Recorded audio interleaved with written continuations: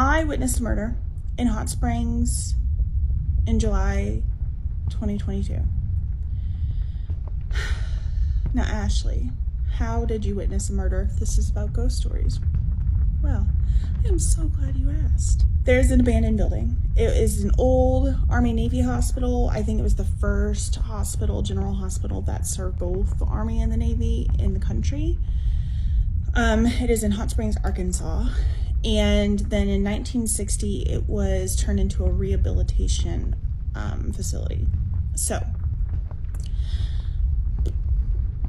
I don't even, like, this story gets me every time. Like, I'm so overwhelmed right now. However, I really want to tell you guys. So me and my best friend went to Hot Springs for a girls' weekend back in July 2022. We were writing a book, and this was our book launch weekend where we were going to brainstorm, make plans, make the outline, etc., all the things. Well, we decided to take a break and go explore Hot Springs a little bit. Neither of us had been there. She's from out of state, and I had never been there. We go to this hospital. Now, this hospital is right downtown. The main street is dubbed Bathhouse Row. So that's like the cute little main street in Hot Springs, like your typical, touristy area. And there's a couple bathhouses that are still functioning today.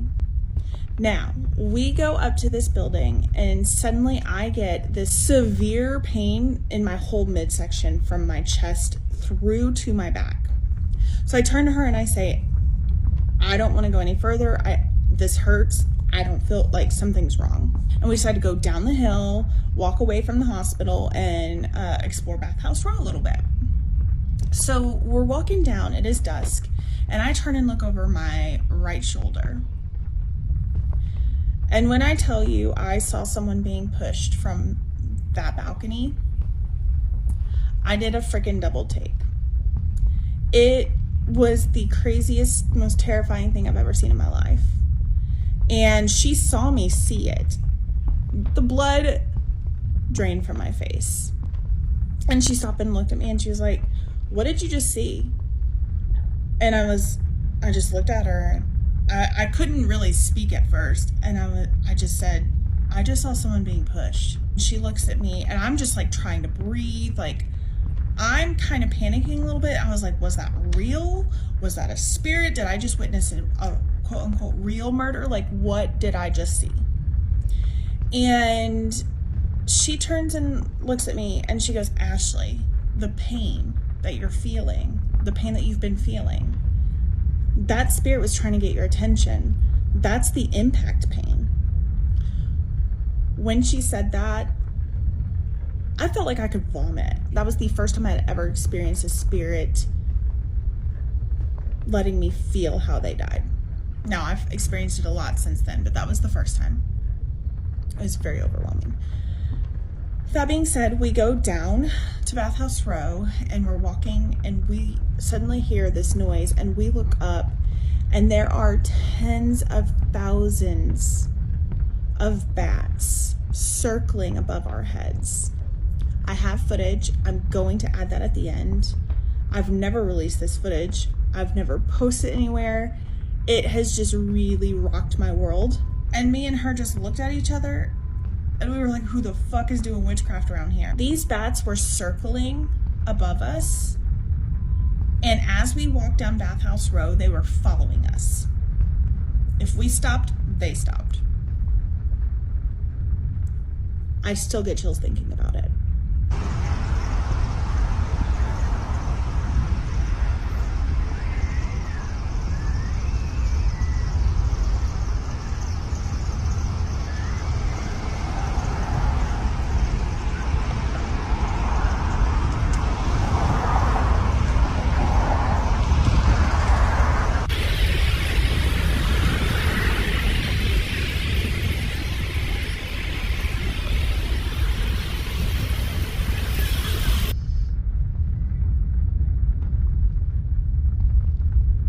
Actually waiting to film this in the daytime because I cannot tell these stories at night, but this isn't my own personal story. This is my mom's story. It's one of my favorites, and back in 2021 I had a content idea that like never came to fruition, but I still have what she wrote me for this because I just loved it so much. It was going to be my first installment of this series that I was going to do, but that's what I'm going to read for you for this. So this is going to be a trip because I haven't read out loud in a very long time. Okay, so Thanksgiving in 1984, 1985, I was at a gathering with my then boyfriend and his family at his grandmother's house. After lunch, while some of the family watched the TV upstairs, there was another family group talking in the downstairs finished basement around a kitchen table. Parentheses, it was the grandmother's house, but she lived in the finished basement while one of her sons and his family lived upstairs, so it was a sizable house on the corner lot in a small town neighborhood. She likes to give a lot of details. The discussion went to ghost stories and about the house being haunted. Some of the pictures upstairs would fall off the wall or be crooked. One of the small children that lived there would occasionally be seen talking to someone in the closet corner. My boyfriend, who lived with his grandmother in the basement, had sworn to seeing a lady walk by at the end of his bed in a blue gown. There would be footsteps heard on the steps when nobody else was in the house, and somehow the subject of a Ouija board came up. I had one as a kid, never got anything out of it, and considered it a hoax, but didn't put much stock into it. My boyfriend's mom and her friend proceeded to talk about how they'd played with one not long before and it had worked. Insert my eye roll. So they proceeded to bring out a board, and all that were in on the conversation sat at the table. Several put their hands on the plastic arrow piece with the window. Wasn't long until it started moving around, and everyone participating swore they weren't doing it and doing anything to manipulate the movements. I tried, and have to say it was moving on its own like a magnet sensation. Bug back and forth across the board, and someone would ask who was there. Soon a name would spell out letter by letter. One name was a cousin that had died in a car wreck, and through the questions asked, the board answers led some to believe that the road had been purposely blocked, causing the wreck. Of course, this upset the family members, one of which was ready to confront who they thought had caused the wreck. Oh my God, I cannot read out loud. This is so strange. One of which was ready to confront who they thought had caused the wreck. They were eventually calmed, but it was a tense moment. Then the plastic piece would go back and forth over and over, indicating a change of spirit. One spirit really couldn't spell correctly, and someone said it must be a child because they had less control. Another name that had came up was the housekeeper. Oh, I'm getting chills just now reading this. One name that came up was a housekeeper that had passed. They asked if she had opened the bedroom door of the grandmother, which apparently would be closed at night and found open the next morning. And the board answered yes, checking on Miss Minnie. Oh my God, I'm getting chills. Also asked if she was one that would knock the pictures off the walls or make them crooked again, and yes, because she'd promised the grandmother she would contact her from the other side. This went on for a couple of hours, long enough that I had noticed the corners of the board were now beginning to bow up. The final straw for the group, and especially me, was when someone asked who the next spirit was, and it spelled Legion twice. Then it spelled out because we are many, and at that point I was done, and so was everyone else. We looked up the story in the Bible where Jesus cast out evil, and it was called Legion, the story with the pigs that run into the river or the lake, whatever. So since that experience, I have never participated, touched, or had anything to do with a Ouija board.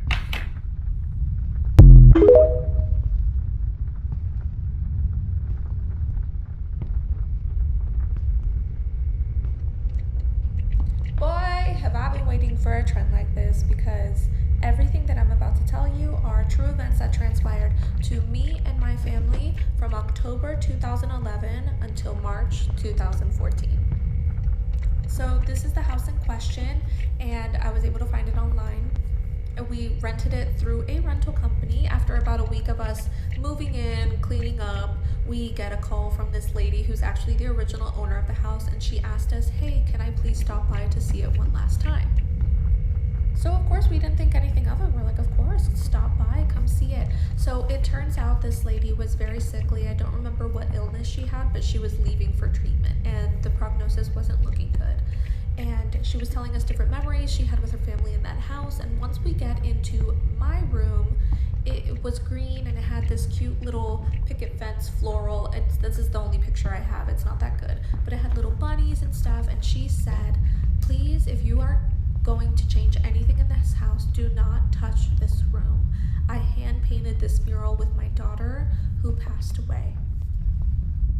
Which at the time we didn't think anything of it. I had no plans of changing it, plus it's a rental.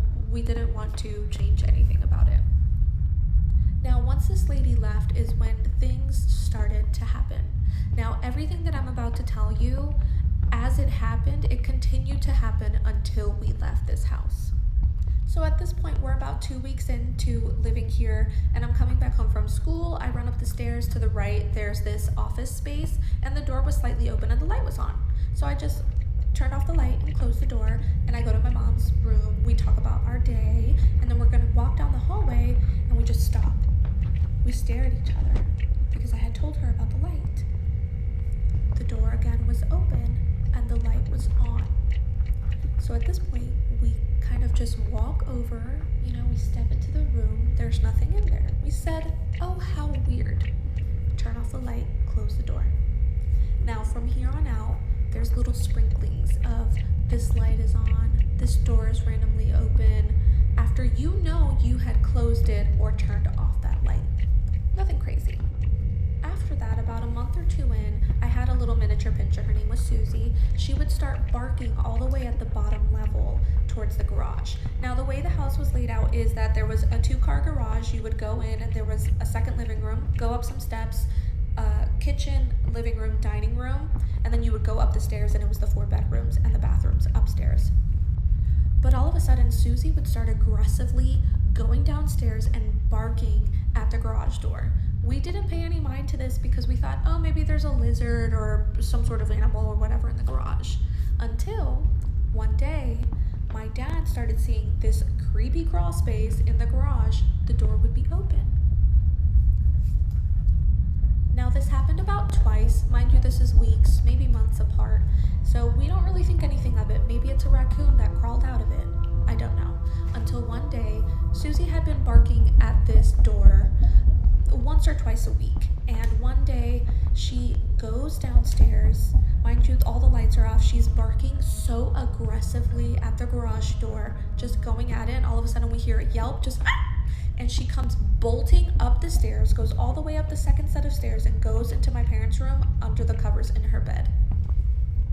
At this point, we all look at each other and we're like, what the hell? We check her, she's perfectly fine. And then from here on forth, she still barks, but she would bark from the steps in the kitchen going down into that second living room. She would bark from there. She never went back to the garage door again. Then the next thing that started happening is we would hear just stomping up and down the stairs. And we would be like, what the hell is going on? And a lot of the times it was happening when everyone was in the house. So we were just excusing it as, oh, it's my dad, oh, it's my mom. Or my mom would think it's me, and vice versa. Until one day, it happened to all of us individually when we were by ourselves. So I would hear stomping going up and down the stairs, but I would be home alone. That continued on, and we said, oh, okay, well, I guess there's spirits in the house. Whatever. There's nothing you can do about it. We didn't feel any negative energy or anything, so we, again, paid it no mind. And then, I guess we must have had a little trickster spirit. All of a sudden, things would start missing and then reappearing. So let's say all of a sudden you open the drawer in the kitchen and all of the spoons are gone. And they would be missing for 2 or 3 days, and then you would open it back up and they would just magically reappear. So this happened the whole time we were there. We didn't pay any mind to it. It's innocent, whatever. After the first year is when things started getting progressively more intense, more aggressive. I would be home alone after school in my bed doing homework, either with the door closed or the door open, but I started hearing scratching on my door, just a scratching sound. And, I thought maybe it's Susie trying to get into the room. Until one day, those scratching noises were happening while I was home alone, and the door was closed, and Susie was sitting next to me. I would just wait at that point until my parents got home from work and then get out of my room. Never any scratch marks or claw marks or anything. Soon after that, I started experiencing a lot of seeing shadows in the hallway or feeling like something was watching me while I was taking a shower. And then I talked to my mom about it, and she said she saw the shadows too. My dad eventually started seeing them, and it was always of a man in a suit. He had a top hat and he had a suitcase, and you would only ever see his shadow in the top hallway, or you would see his shadow while you were taking a shower and you would open the curtain and there would be nothing there. And that was the absolute worst, just feeling and knowing you were being watched. Then one day, again, I'm by myself, my parents still aren't home from work, and I'm upstairs in my room with Susie, and mind you, the garage is directly under, so whenever someone comes home, you can kind of feel a slight shake and hear the garage door open and close very clearly. So at this point, Susie hears the garage door open. She goes downstairs all excited to say hi to my parents or whoever it is coming home. I'm still doing homework, so I'm not focused too much on it. And I literally hear the garage door open. I hear my mom with ruffled backs, and she's like, "Joelle, come down here. Help me with the groceries."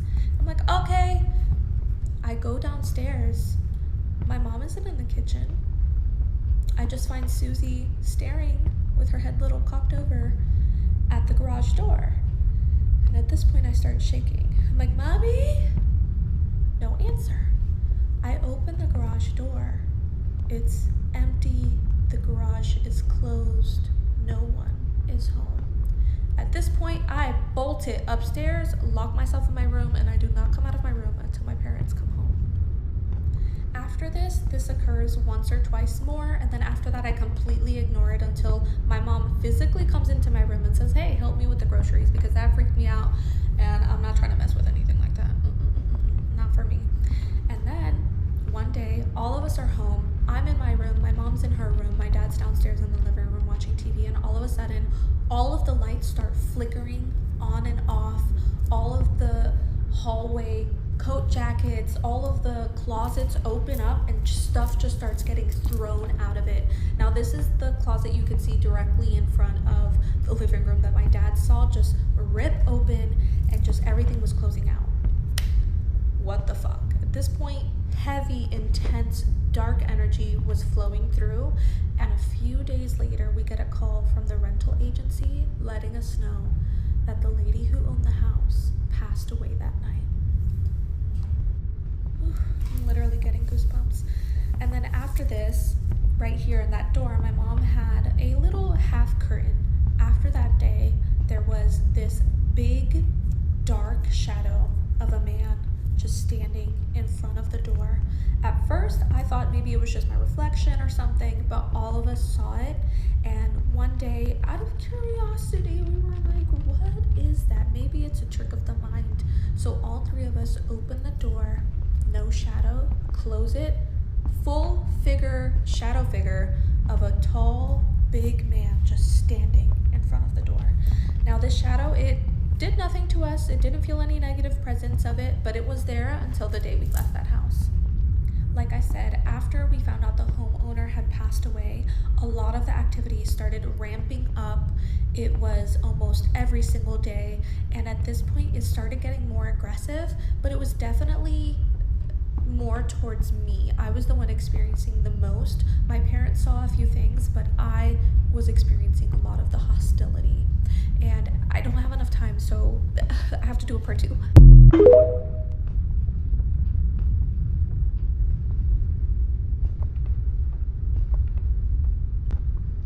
So I grew up in a suburban neighborhood in New Jersey.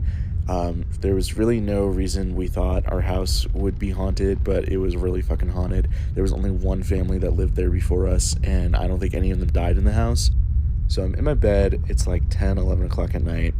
I'm probably like in middle school or early high school, and I have my door closed because I slept with the light on because I was afraid of the dark, because you would too if you lived in a haunted house. But my parents didn't care. They were like, "We need to sleep in the dark," and their bedroom was across from mine, so if I slept with the light on, I had to keep my door closed. So my door's closed, chilling, playing video games in my room, in my bed, and the door opened, just like a smidge. It opens a smidge. And at first I think it's my dad on the other side of the door, because I see kind of a masculine figure. I see facial hair. I'm like, okay, that's probably my dad. And so I'm like, "Okay, Dad, I'm going to bed. I'm closing my DS." I was not closing my DS. And I'm like, "I'll go to bed soon." And then it starts laughing at me. Not like laughing, but like a chuckle, like a hee-hee. And I'm like, "Haha, yeah, Dad, I'm going to bed. I promise." And then my door opens even more. And I'm like, "Ooh, that's not my dad. That is not my father." About a year or two later, the movie Insidious came out, and if you know the movie, you know exactly where I'm going. This person on the other side of the door had like dark maroon skin and had like bushy hair, bushy beard, and like yellow eyes.